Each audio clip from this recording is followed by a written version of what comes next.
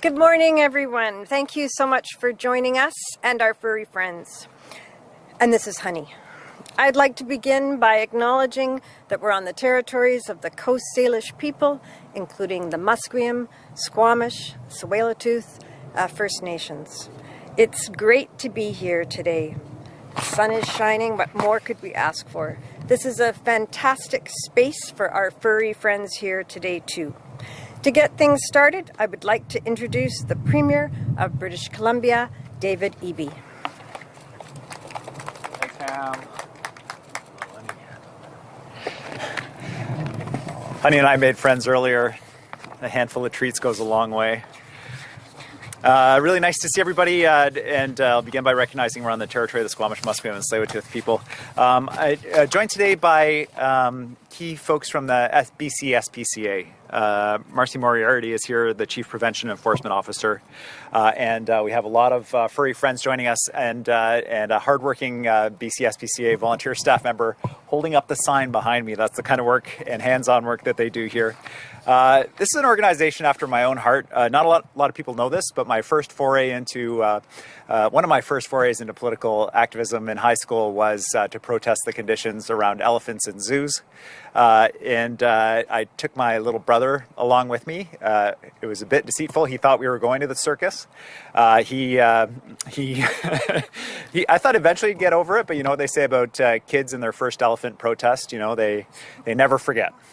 But for many British Columbians, pets are definitely part of the family. And sadly, though, we see it's all too common to see animals that are abused or neglected or abandoned in our province.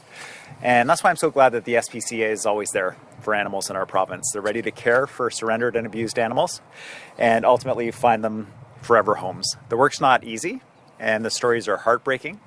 I heard about the story of Buttercup. Now, this is a yellow lab mix that was found loose in Comox with suspicious injuries. She's now a celebrity in Comox, has a wonderful home, and has been taken care of thanks to the SPCA. The SPCA is also there during emergencies to look after animals during floods, wildfires. Just recently in Tumbler Ridge, it was SPCA team members who went into Tumbler Ridge to make sure that pets were looked after when families had to leave without them.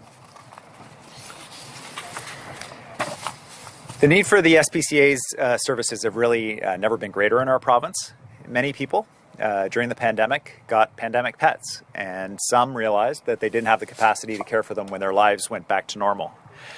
These so-called pandemic pets often ended up in our shelters.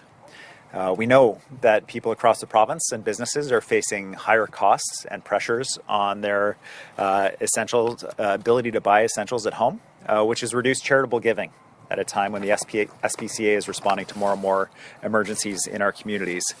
They also have aging facilities that are urgently in need of upgrades. Our government cares deeply about the welfare of all animals, and that's why we're helping the SPCA build 4 new facilities across the province, where animals will be able to get the high-quality care that they deserve before they find their forever homes and they're adopted. That's why we're providing the SPCA with $12 million to build these facilities in communities across the province with the highest need, here in Vancouver, in Cowichan, in Prince George, and in Fort St. John. Together, these facilities will welcome thousands of animals every year and help them find new homes. Today's announcement builds on our government's work to protect animals across the province. We're planning a new animal health center in the Fraser Valley. We're training more veterinarians by doubling the number of subsidized student seats. And we're helping farmers, ranchers, and food producers prepare for extreme weather and prevent animal disease. Now, before we get back to the real stars of the show, who are beside me here, I want to thank the SPCA for everything they do every day to help animals in our province. I also want to recognize the local governments and private donors who are contributing to these new facilities. As the past few years have shown us, we're stronger working together, and we all need to come together to support these important causes and create lasting change in our province. All animals deserve safe, secure homes where their needs are met, where they have access to healthy food and water, and where they can get exercise, where they can socialize and play, and where they can curl up in the sun and have a nap, whether it's in their new home or in one of these new state-of-the-art BC SPCA facilities, our government is committed to continuing to take action to improve the lives of animals for the good boys and girls who are here today, like you, honey, and all the other animals who need a home. Thank you to the BC SPCA for all of your work.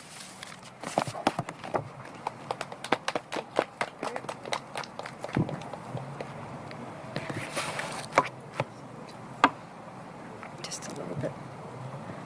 Thank you. Thank you, Premier. This is really great news for pet owners in British Columbia. Pets are family and deserve to receive the care and treatment we would want for any family member. Every day, the BC SPCA takes care of hurt, homeless, and vulnerable animals all over British Columbia with compassion and respect, and we are grateful for this. But as the Premier mentioned, many of the SPCA's facilities are aging and need upgrades. They're not designed or equipped to provide modern care for pets, and some regions of the province don't even have an SPCA shelter, like the North Peace. The shelter in Fort St. John had to close last year due to structural concerns, which made it unsafe for staff and animals to use.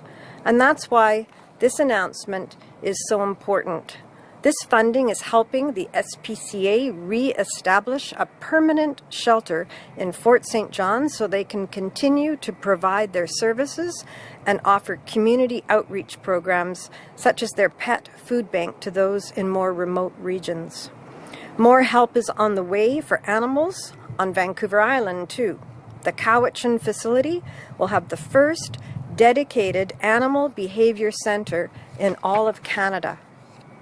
Animals, such as dogs that are fearful and under-socialized, will have a quiet and safe place to stay and rehabilitate while they receive special care.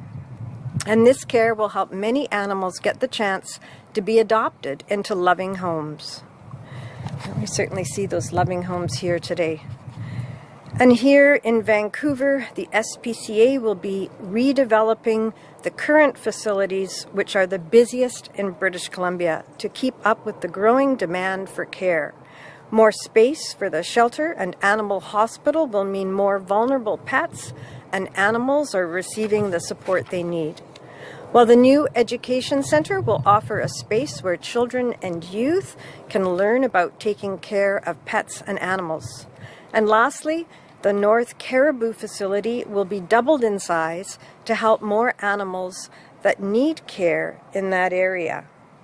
The Prince George Shelter will serve as a regional hub and primary emergency response center for northern British Columbia, ensuring animals in need of shelter or treatment have a warm, safe place to go. Investing in these critical new facilities is all part of our government's commitment to ensure our pets are looked after. And we are continuing that commitment through renewed policy work on the licensing and registration of commercial breeders of cats and dogs. All pets deserve to be treated with care and respect, and the public can be confident that this work will lead to improving that standard of care, management, and the humane treatment of dogs and cats in commercial breeding establishments. That's why I'm directing staff in the Ministry of Agriculture to finish the consultation process started in 2017 and to do so in a timely manner so that British Columbians can have confidence in a regulatory system for puppies and kittens. Our pets rely on us, and with today's announcement, we're looking out for the well-being of our trusted companions who don't have a voice. Now I'd like to invite Marcy Moriarty, Chief Prevention and Enforcement Officer from the BC SPCA, to talk more about how this investment will help pets in British Columbia. So Marcy?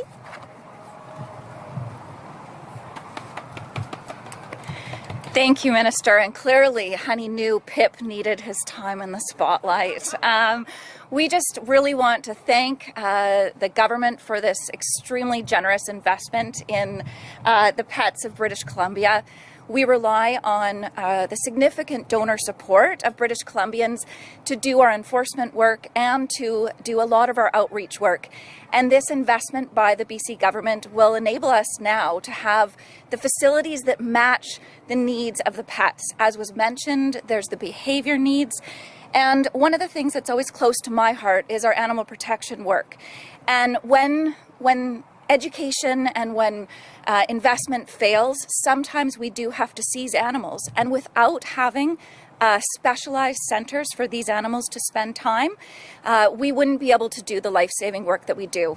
So on behalf of Pip, myself, and all of the BC SPCA volunteers and staff and donors, we are very grateful to the government and look forward to fantastic facilities and cooperation in the future. Thank you.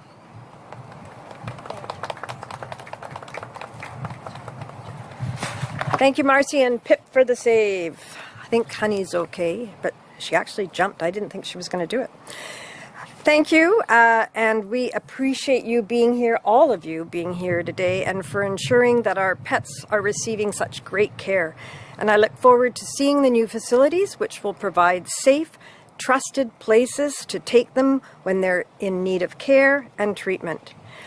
And with that, I'd like to thank everybody for coming, but I will open it up for questions. So, thank you. As a reminder to reporters on the phone, please press *1 to enter the queue. That's *1 to ask a question. We are going to start with media on site. Please make sure to provide your full name and outlet. Thanks. Mira Baines with CBC. First question is, tomorrow you'll be meeting with other premiers. And I'm wondering, we understand that infrastructure funding is going to be at the top of the list of some of the things you'll be discussing. We're wondering if you can expand on that and maybe how much building climate resilient infrastructure plays into that. And also, what else will you be discussing there? Thanks, Mira. Well, British Columbians know that our infrastructure is facing strain. So if you're sitting in traffic on Highway 1 and trying to get home, if you're trying to get through the Massey Tunnel, and if you're a business that's dependent on either exporting internationally or bringing goods in from abroad to British Columbia or into Canada, we're seeing impacts of growing population, growing trade volumes, and certainly economic success. But with that comes the need to upgrade that essential infrastructure. We've also seen, as a result of the atmospheric river, for example, as well as wildfires, climate-related impacts on our infrastructure, the need to upgrade our roads, our rail systems, transportation to be able to withstand these climate-related impacts. So all of these are reasons why the premiers across Canada are calling on the federal government to increase their support for infrastructure in our province. In our provinces across Canada. It'll be a key item of discussion in the Western Premiers Conference this weekend in Whistler. We're very proud to host. And we'll also be talking about important issues related to public safety, the climate challenge we face, and how to work together to drive down carbon pollution and to do our part here and support other countries in doing that work. There are a lot of important items on the agenda, and certainly, though, we will be talking about infrastructure. This next question is about heat pumps. Condos are among the only dwellings excluded from rebates for heat pumps. Will you extend the rebate to condos? And if not, why not? We know that British Columbians are looking for new solutions to provide cooling during summer months. We're seeing hotter summers across the province, setting records for temperatures. And to respond to that, government has put a number of different programs in place, including a heat pump program to support people in choosing to use electricity for both cooling and heating to bring down their monthly costs and also help us reduce carbon pollution in the province. Currently, the program is not available in condos, but it is available for homeowners to take advantage of. We do have a challenge with the heat pump program in terms of the number of people who are able and trained to install these. And so we're only able to get it out in a certain number of locations and times. That's why we have our Future Ready Skills program, which is training up technicians to be able to deploy these devices in more homes.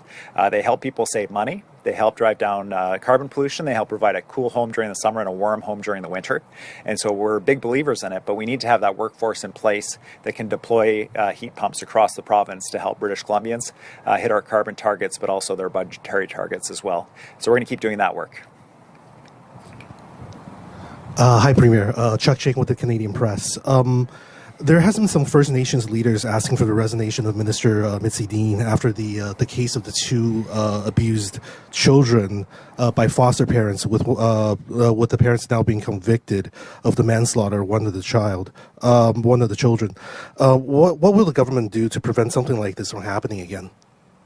Well, this is just, first of all, a horrific situation involving vulnerable kids in our province. We have a couple of people who posed criminals, who posed as foster parents, and were their conduct. They deserve everything that the court gave them and so much more. And clearly, beyond the conduct, the reprehensible conduct of these individuals, the system failed these kids as well. Our social workers were supposed to be checking on them. Our social workers were supposed to be ensuring their safety. And something went horrifically wrong here. Minister Dean and myself are as horrified as the First Nations leadership about what happened to these kids, as horrified as all British Columbians about what happened to these kids. She and her team are doing a full review and investigation from their side. We have asked, and we are very hopeful, that the representative for children and youth will do an investigation into this. We're very limited in what we can say as government because of privacy rules about this case. The representative of children and youth is not so limited. And on doing that investigation, we expect her to be uncompromising and blunt in her assessment so that government can prevent this from ever happening to another child again. Unrelated follow-up question, Premier. Today, a number of advocacy groups also sent out a letter to the federal governments regarding what they view as punitive drug policy that doesn't offer enough support for programs like Safe Supply, and maybe making the current overdose crisis worse. From the province's point of view, what's your reaction to this letter of calling for less punitive drug policy going forward? Well, I think it's absolutely essential for British Columbians when we hear about certainly when I meet parents who have lost a loved one to a toxic drug overdose, when I meet someone who's lost a partner or a friend to a drug overdose. We know we have to do everything we can to drive down those numbers, to keep people alive, for people struggling with addiction, to get them into support so that they can deal with that addiction and rebuild their lives. We see way too many young men, in particular in the construction industry, who are dying of overdose. So we're looking at everything we can to drive down those numbers, from targeted programs for particular sectors where we're seeing a disproportionate number of deaths, to trying to get nurse practitioners, physicians between people struggling with addiction and predatory drug dealers, so that they can begin to grapple with their addiction and turn their lives around. We're doing everything we can here. We absolutely need a strong federal partner. We've got $1 billion in the budget around expanding mental health and addiction treatment. It's part of our healthcare system. It was part of our discussion around the reforms to our relationship with the federal government in terms of funding to get more resources for mental health and addiction into our healthcare system from the federal level. And I certainly support initiatives that are related to ensuring we have a strong federal partner on that as we grapple with this in British Columbia. We know we're seeing huge impacts from the toxic drug crisis here in BC, and other provinces are seeing them as well. And one of the things we do know is that we tend to see impacts first here in British Columbia. So other provinces are also interested in how we work on this together. And I'm sure it'll be a topic of the Western Premier's discussion, as well as the Council of Federation coming up in a few weeks in Winnipeg. We're heading to the phones for our next question, which is from Rob Shaw. Please go ahead. Well, hey, Premier. I have 3 questions because they're so important. The first is, you're surrounded by so many cute dogs. Could you just scoop one up and bring it to the legislature, and then we could take care of it there? And I promise to feed it. Richard would walk it. I swear, it would be cool.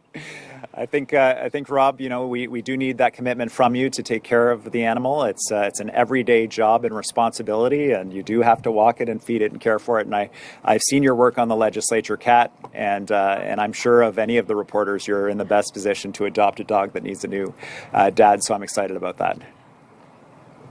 It's not a no, so I will take it. On the SPCA. Could you talk a bit, and maybe from the person from the SPCA, on the Animal Behavior Center in Duncan, the first of its kind in Canada? Like, what is that? How important is it? What does it mean? Thanks, Rob. I'll turn that right over to the SPCA. Thank you. As mentioned, we are unfortunately seeing an influx of animals coming into our facilities that require additional care, and a lot of that care comes in the form of behavioral rehabilitation. And behavioral rehabilitation takes time, it takes expertise, and it takes specialized areas to do this. So in Cowichan, we will now be able to focus in on those dogs and provide them with, again, the right opportunity and the best opportunity for them to become adoptable and getting out as fast as possible into homes. So we're really appreciated about this. The centre will also train other staff to go out across the province and do this work. So, but the island is where we're focusing at the moment. Thanks. Rob, did you have a follow-up? Sure. Premier, can I ask you about the by-election results? Talk to us a bit about, I guess, your party's 2 victories, but also the collapse of the BC United support in Langford and what you think of that. And then I believe you were asked one time, a long time ago, only once, about the possibility of an early election. And I just wonder if these results would give any more credence to the idea that you might be looking at one, given how badly your opponents did in the election. Thanks very much, Rob. I'm here. She's off camera. You can't see her, but I'm here with Joan Phillip, one of our newly elected MLAs from Vancouver Mount Pleasant. It's so nice to see her here. Ravi Parmar from Langford, Wandafuka, who did exceptionally well as well in the by-election. I think that the results of the by-election reflect the strength of our candidates and their commitment to the communities that they will be representing. These are candidates who are champions of their community and have been for a long time. They're well known in their communities. They've done exceptional work. And one of the reasons why I think they were successful and why our government was successful in the by-elections is that people understand our shared commitment, and certainly their commitment, to go after the hard issues that we face in our communities, to address them head on, and to focus on that. And so I'm not interested in an early election. We won't be calling an early election. We're going to go to the fixed date election. And the reason for that is our province faces some big challenges around healthcare, around housing, around mental health and addiction, homelessness, what's happening in our streets, around the cost of living. And again, I was out on the streets with Joan, with Ravi. We talked to a lot of people. Not one person said, I really hope you call a general election soon. People are not excited about that. They want us to take on the hard issues, and we're going to do that work. Our next question is from Wolf Deppner, Black Press. Please go ahead. Yes, good morning. Thank you for taking my question. Back to the calls for the resignation of Mitzi Dean. Premier, how confident are you that Minister Dean is the right person to handle the Ministry of Children and Family Development in light of some of the other issues that have popped up in past weeks and months? The call for her resignation also points to some larger systemic issues in that ministry. How confident are you that she's the right person for that job at this time? Well, the devastating impacts on these kids of the conduct of these 2 individuals who have rightly been sentenced to jail is huge for, in particular, people from First Nations communities that have been impacted by a broken child welfare system for so many decades. And Minister Dean understands that. I understand that. And it is a massive responsibility that she takes on as minister to address these issues. We have big challenges in that system still. And Mitzi has taken on significant reform work to make sure that every kid in the province gets the care that they deserve. She has my confidence. And she and I obviously have some serious work to do with First Nations leadership, with First Nations communities, to provide them with the information that they need to have the confidence that we're headed in the right direction on these files, given the disproportionate impact on Indigenous communities of our child welfare system historically and currently. So we're going to keep doing that work. We know what the long-term answer is, though, which is to make sure that Indigenous communities are responsible and have jurisdiction and authority for their own kids. And that's where we're headed. That's the work that she's leading. And that's what's going to move us forward on this file and address these issues for the long term. Wolf, did you have a follow-up? Yes, I do. Thank you. So the demands for her resignation did not come from anyone. They came from some of the most senior figures among First Nations leaders in this province, including the husband of one of your future caucus members. How concerned are you that that sort of sticking with Minister Dean is going to undermine any serious attempts at reconciliation? I said these individuals who were calling for Minister Dean's resignation, they're not nobodies here. They carry significant weight. Well, the work that's ahead of certainly me and Minister Dean is very clear, and I think this letter is a call to us to redouble our efforts to work with First Nations leadership on making sure that we're accelerating this process where Indigenous communities have the authority and the jurisdiction to support and the resources to support their own kids. This is critically important work. We need a high level of trust to get it done. So Minister Dean and I will be working closely with leadership to restore that trust so that we can continue this important work. This case has shaken all of us, and there is no question that this is felt profoundly personally by Indigenous leaders in our province, given our province's history on these issues and given some of the challenges we face even today. But we are making progress together. We have the lowest number of kids in care in our province in our province's history. And we are entering into groundbreaking agreements with First Nations across the province to have them assume what is rightly theirs, which is the authority to provide the support that their kids need directly without provincial government involvement. And that's the path forward for us. We've got a long way to go. We're making some progress. But today's letter is a reminder to me that we have to earn that trust every day, and that profound issues and profound tragedies like what's happened to these kids under our provincial system need to be addressed head on and frankly and in partnership. So we're going to do that work. Our next question is from Mary Brooke, Island Social Trends. Please go ahead.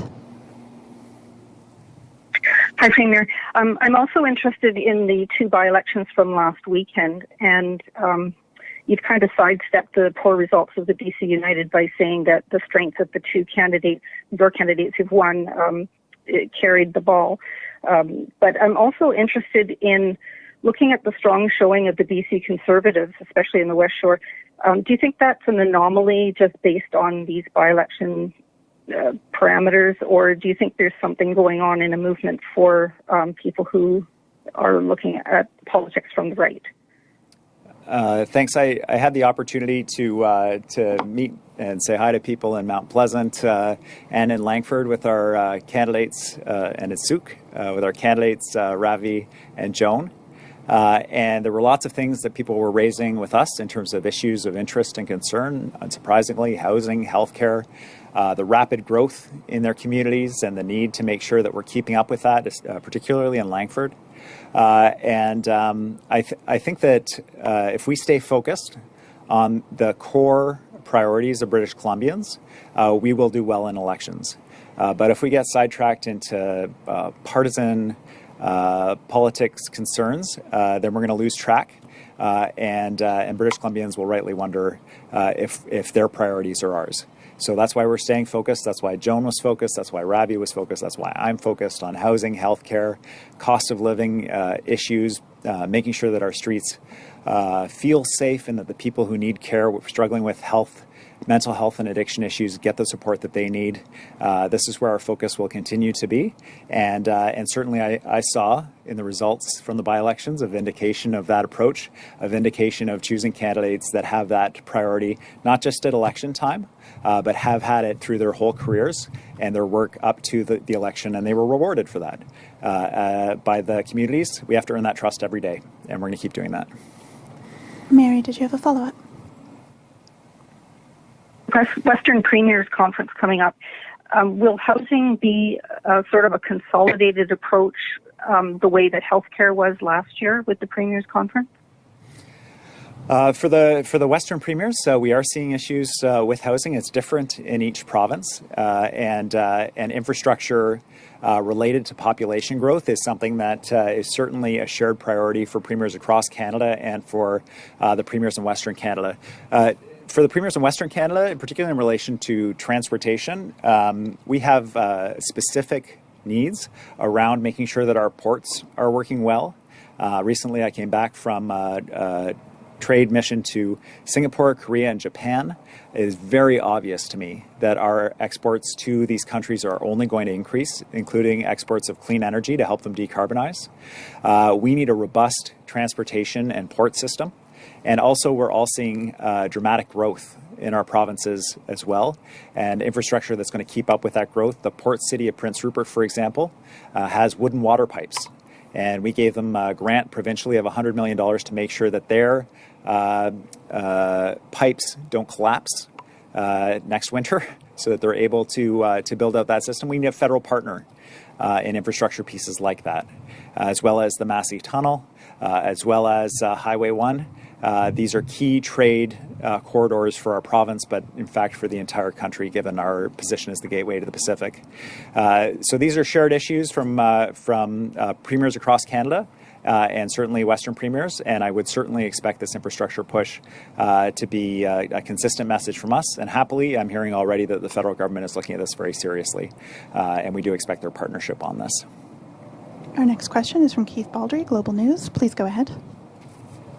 Hi, Premier. Given that the Conservatives scored second place with 20% of the vote in running for Montefeuca, and that John Rustad says he's going to be running candidates in all 93 ridings, and that he has a seat in the legislature, does all that merit him a spot on the TV leaders debate come the next election? Sorry, Keith. Merit him a spot where? On the televised leaders debate come the next election. I thought you said on the TV news. I was like, that's your call, man. The decisions around who participates in the leaders' debate are made by, as I understand it, the media consortium, not understandably, not by me, or by the politicians who are themselves running in the race.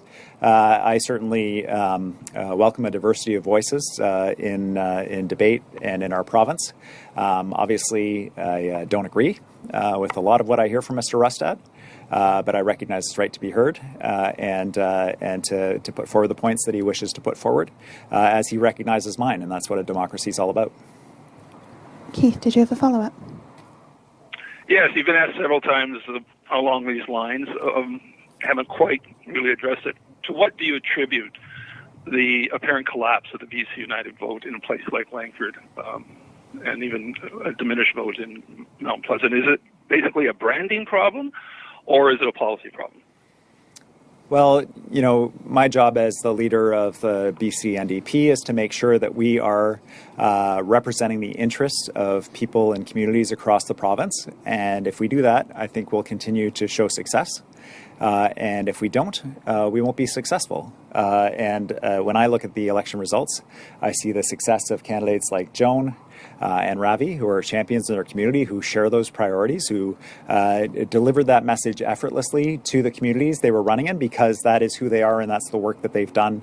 And that's what their commitment is, not just on election day, not just during the writ period, but every day. And that's how we're going to earn trust, and that's how I hope that we will show results like that in the general election, but we will only show results like that if we do that work every day and earn that trust every day. It's not political playbook strategy. It's just delivering in ways that people can see and touch and feel in their communities on the big issues that we're not going to solve overnight, but they want to know we're headed in the right direction. That's what Joan and Ravi are all about. That's what I'm all about, and that's what our whole caucus is all about. And we're going to bring that message out, not just in the by-election, but also in the general election. Our next question is from Sophie Chavance, Radio-Canada. Please go ahead. Yes, hello, hi.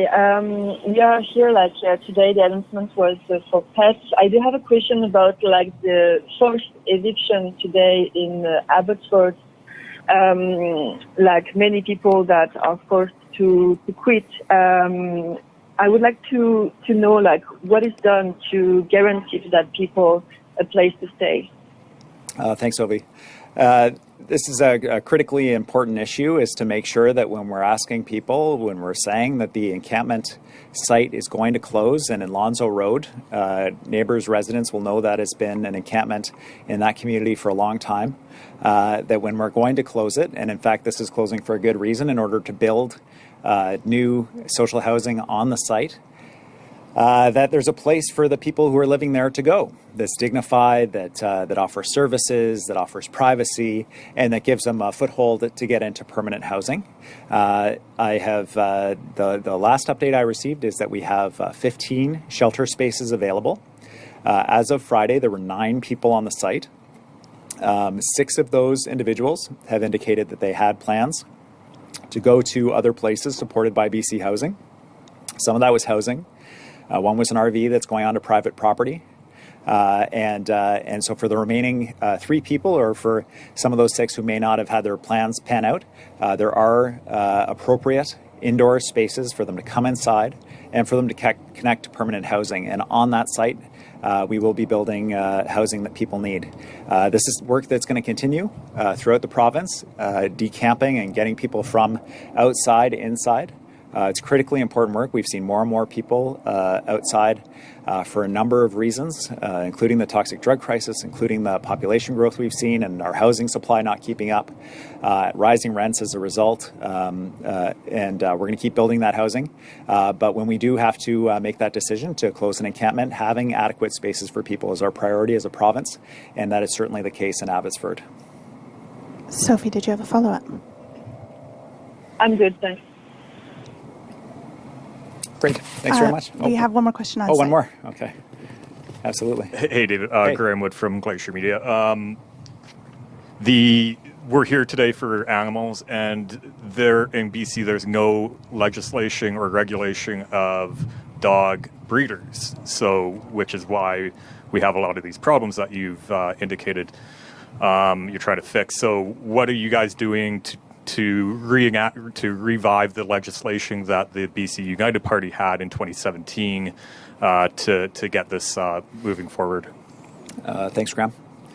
So we made a commitment to ensure a registry of dog breeders, pet breeders in our province, in order to ensure minimum standards and to avoid the kinds of abuses that we've seen associated with puppy mills and other kinds of negligent breeding operations in our province. The commitment was made just prior to the pandemic. And the Ministry of Agriculture and Food has diverted significant resources into responding to pandemic-related impacts, and are getting back to our program of ensuring local food security, ensuring support for farmers across the province as they see changing climate impacts, and also addressing issues of animal cruelty and trying to get upstream of these issues that the BC SPCA sees further downstream. They are going to continue their work around that registry, and we are going to deliver on that, but it's not as quickly as we would have liked. But it is absolutely essential work, and we are committed to that.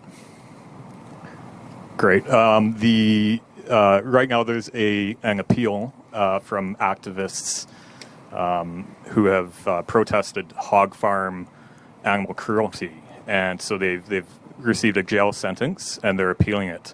In Ontario, we see stricter laws coming in for animal cruelty. Against protesters, activists who go into farms and videotape animal cruelty. how confident are you in BC's legislation in terms of protecting farm animals? We're seeing protests, which is an indication that this isn't working. Do you feel that there needs to be stricter laws against activists entering farms, or is the SPCA doing enough to protect farm animals? Thanks, Graham, for the question. So all British Columbians have an interest in ensuring that animals are treated well in our province, and it doesn't matter whether it's on the farm or whether it's pets. Animal welfare is a priority for British Columbians, and so we have set out very high standards for the treatment of animals in our province. The BC SPCA is involved in the enforcement of those rules, and they do a great job. We're announcing here today $12 million to support them in their work to protect animals across the province.